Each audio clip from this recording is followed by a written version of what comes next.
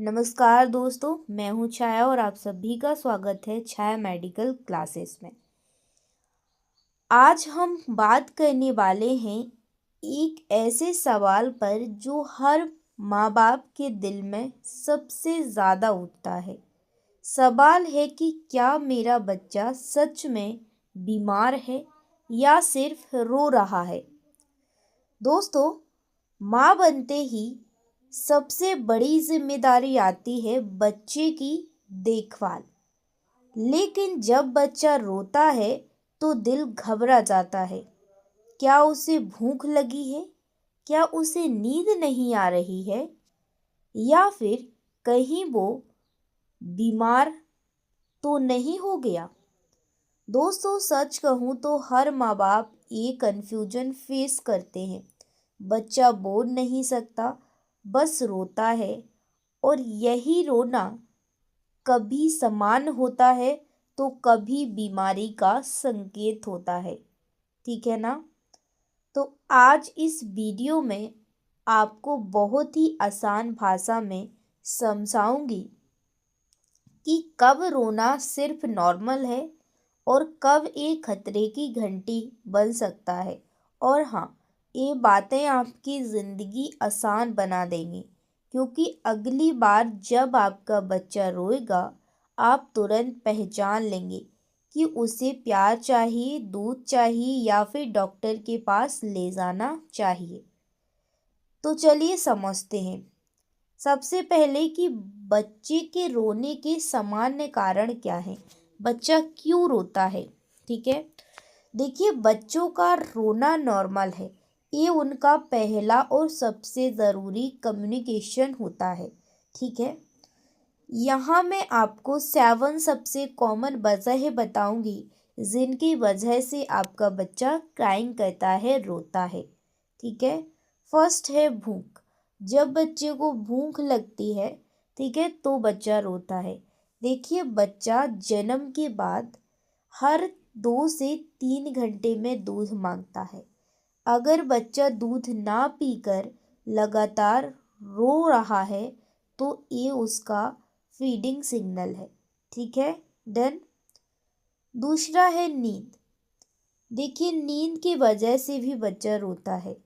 जब जब बच्चा थक जाता है लेकिन सो नहीं पाता तो भी बहुत रोता है। इसका संकेत है आंखें मलना, जम्हाई लेना या फिर चिड़चिड़ापन। ठीक है, तो आप समझ जाएंगे कि बच्चा नींद की वजह से रो रहा है। तीसरा है गीला डायपर या फिर असुविधा। अगर बच्चे ने टॉयलेट कर ली है, गीला डायपर है, ठीक है, या फिर उसको कोई असुविधा हो रही है, तो भी बच्चा क्या है, क्राइंग करता है, रोता है। गीला डायपर या कपड़े बच्चे को परेशान कर देते हैं। ठीक है, कुछ बच्चे तो हल्की सी गंदगी पर भी बहुत जोर से रोते हैं। ठीक है, चौथा है गैस या फिर पेट दर्द, कॉलिक पेन। अगर उसको गैस बढ़ रही है पेट में, तो अगर पेट दर्द हो रहा है तो भी बच्चा क्राइंग करेगा, रोगा। देखिए, छोटे बच्चे को गैस बनना बहुत ही नॉर्मल होता है। इसका संकेत होता है कि बच्चा रोते समय पैर मरोड़ेगा, ठीक है, और पेट टाइट लगेगा। ठीक है, आप जब पेट को फील करेंगे तो आपको पेट क्या है, वो टाइट लगेगा। डन। पांचवा है गोद की ज़रूरत, इमोशनली क्राइंग। देखिए, अगर बच्चे को इमोशनली, ठीक है, फील कर रहा है तो भी वह रोगा। देखिए, बच्चों को सिर्फ गोद चाहिए, प्यार चाहिए। जैसे ही आप उठाएंगे वो शांत हो जाएगा। छठवा है कि पर्यावरण। आपका जो पर्यावरण है, वहाँ का वातावरण है, वहाँ की जगह है, कैसी है, गर्मी है, ठंड है, शोर है। ठीक है, किस टाइप का है। देखिए, बहुत गर्मी, बहुत ठंड या बहुत तेज आवाज़ से बच्चा रोता है। कोई भी चीज़ ज़्यादा नहीं होनी चाहिए। एक 7 है ओवर स्टिमुलेशन। अगर बहुत ज़्यादा खेलना या लॉक, देखिए ज़्यादा भीड़ या बहुत ज़्यादा खेल से बच्चा थक कर चिड़चिड़ा हो सकता है और रो भी सकता है। तो अब जान चुके हैं आप 7 वो कॉमन वजह है जिनकी वजह से बच्चा रोता है, और इन्हें देख के आप बच्चे को पहचान सकते हैं। ठीक है, अब देखेंगे कि कब रोना बीमारी का संकेत है। अब जब बच्चा रोता है तो कौन सी कंडीशन में रोता है कि आपके बच्चे को बीमारी है, आप रोने से उसे पहचान सकते हो। ठीक है, अब सबसे अहम हिस्सा कैसे पहचाने कि बच्चे का रोना सिर्फ नॉर्मल नहीं है बल्कि बीमारी की वजह से रो रहा है। तो आइए समझते हैं वो रेड फ्लैग्स, वो वार्निंग साइन। लगातार रोना, इनकंसोलेबल क्राइंग, बच्चा लगातार रोए जा रहा है, आपने उसको फीडिंग करा दी, आपने उसको ले भी लिया, ठीक है, आपने उसके साथ सब वो चीज़ें कर दी जिसको वो मांगना चाहता था, बट बच्चा फिर भी रो रहा है। ठीक है, अगर बच्चा हर कोशिश के बाद भी रोना बंद नहीं कर रहा, आपने हर एक कोशिश कर ली, दूध पिलाना, डायपर बदलना, गोद में लेना, कुछ भी काम ना करना, तो ये सीरियस हो सकता है। ठीक है, डन। दूसरा, रोने के साथ बुखार। अगर आपका बच्चा रो रहा है और रोने के साथ बच्चे को फीवर है, ठीक है, रोने के साथ फीवर है, तो तुरंत डॉक्टर से आप कंसल्ट ले, डॉक्टर के पास जाएं।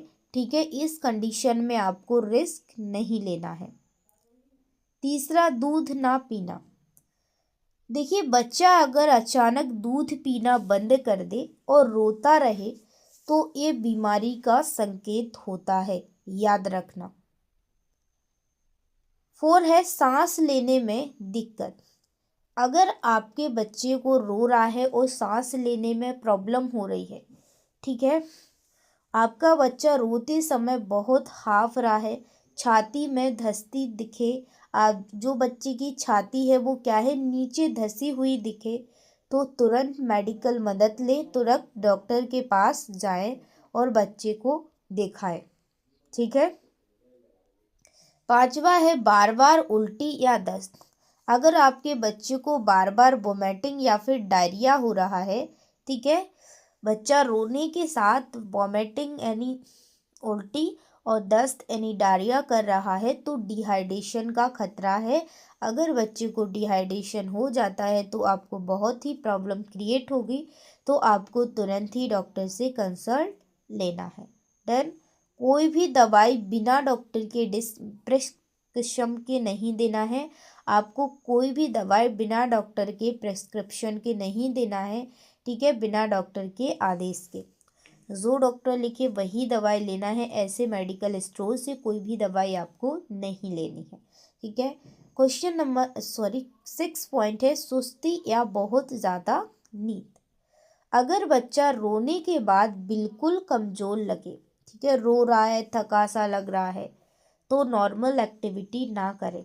ठीक है, और जो नॉर्मल एक्टिविटी होती है वो ना करे, तो भी आपको डॉक्टर से दिखाना है। ठीक है, 7 है असामान्य रोने की आवाज़। अब आप कैसे पहचानेंगे कि बच्चे की ये आवाज़ एब नॉर्मल है। देखिए अगर बच्चा बहुत तेज चीख जैसा या अलग टोन में रो रहा है, ये दिक्कत का सिग्नल है। डन। अब जानेंगे कि क्या करें और क्या ना करें। Do as doesn't. क्या करें, बच्चे को तुरंत जांचें, उसको चेक करें कि डायपर गीला तो नहीं है, भूखा तो नहीं है, तो दूध पिलाओ और टेम्परेचर चेक करो, ज़्यादा गर्मी सर्दी या ज़्यादा फिर हवा वगैरह तो नहीं है। ठीक है, उसका जो वातावरण है वो कैसा है। इसके बाद शांत जगह में लेके जाएं। अगर बीमारी का शक हो तो तुरंत डॉक्टर से सलाह लें।